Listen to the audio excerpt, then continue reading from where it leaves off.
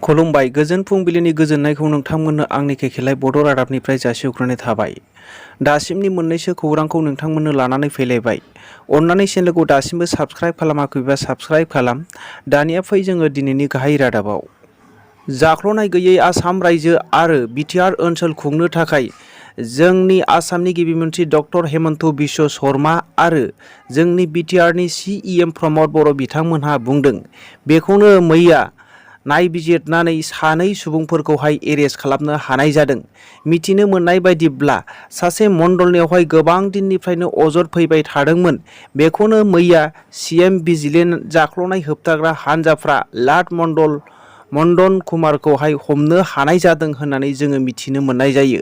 दा बेखौ हमनानै जोबथेसालियाव दैथायहरनाय जाबाय।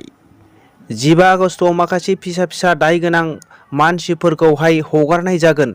मिरु सरकारनि बिथोन बायदि आसाम सरकाराबो थिरांथा लानाय जाबाय।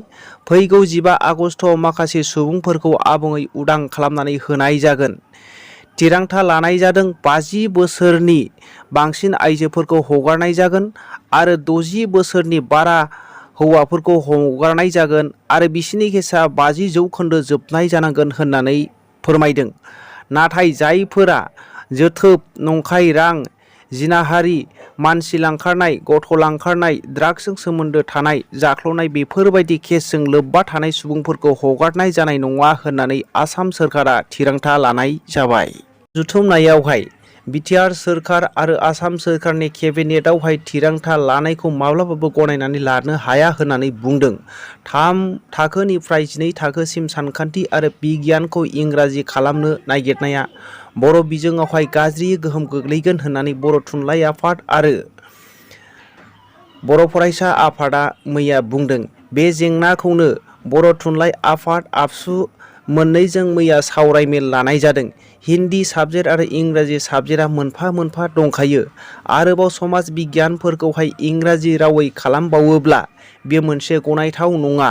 बेबायदि मावोब्ला बिटिआर सुक्तिनि 6.3 दफाया जाफुंसार नङा होननानै बुंबावो आरो थाबैनो बर' बिजोंनि फरायसालिफोरखौहाय सोरखारि खालामनांगौ होननानै बिथांमोना थिरांथा लानाय जायो आरो 126 एमएलएफोरनि जायगायावहाय थाखानाय फरायसालिफोरखौहाय इंराजि खालामनो नागिरनाया बियो गनायथाव नङा। जोङो माब्लाबाबो गनायनानै लानो हाया होननानै बर' थुनलाइ आफाद आरो दुलाराय बर' फरायसा आफादा थिरांथा लानाय जायो आरो बे थिरांथाखौहाय आसाम सोरखारनो दैथायहरनाय जागोन होननानै बिटिआरनि सिएम प्रमद बर' बिथाङाबो खौरांगिरिफोरनि गेजेरजों फोरमायनानै होयो।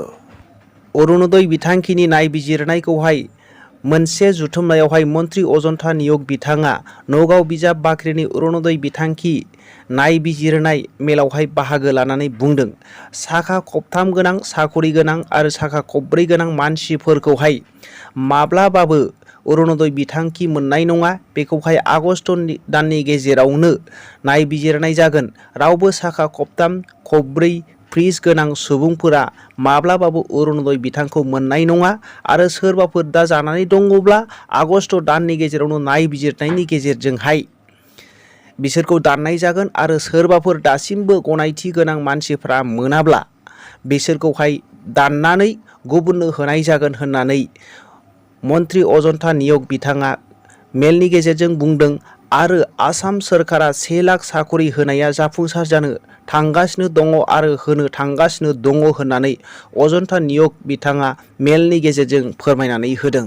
मैया खौरांगिरिफोरनि सोंनायावहाय EM राकेश ब्रह्मनि सिगाङावहाय सोंदोंमोन। बिटिआर सुक्ति आरो बिटिआरनि खामानि मावनायनि हेंथा बुंगासिनो दङ रबिराम नार्जारिया होननानै सोंनायावहाय बेयावनो EM राकेश ब्रह्म बिथाङा बुंदों रबिराम नार्जारिया सासे हारिनि आलु गेसावसो होननानै बिथाङा बुंदों आरो बियो सिगां मासिनि थाखायनो 500सो मानसिखौहाय बुथारहोदों होननानै बिथाङा बुंदों।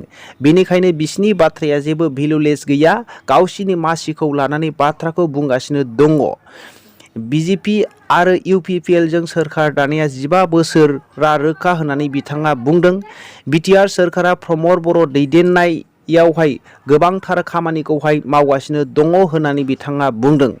600 किल'मिटार लामाखौ मावखांबाय आरो 5000सो लामाखौ मावबावनो थाखाय थांखि लानाय जाबाय आरो 1500 आंगनबादि लुफुंनो थाखाय थिरांथा लानाय जाबाय आरो 500निबो बारा एलपि स्कुलफोरखौ टाइल्स होनानै खालामनाय जागोन।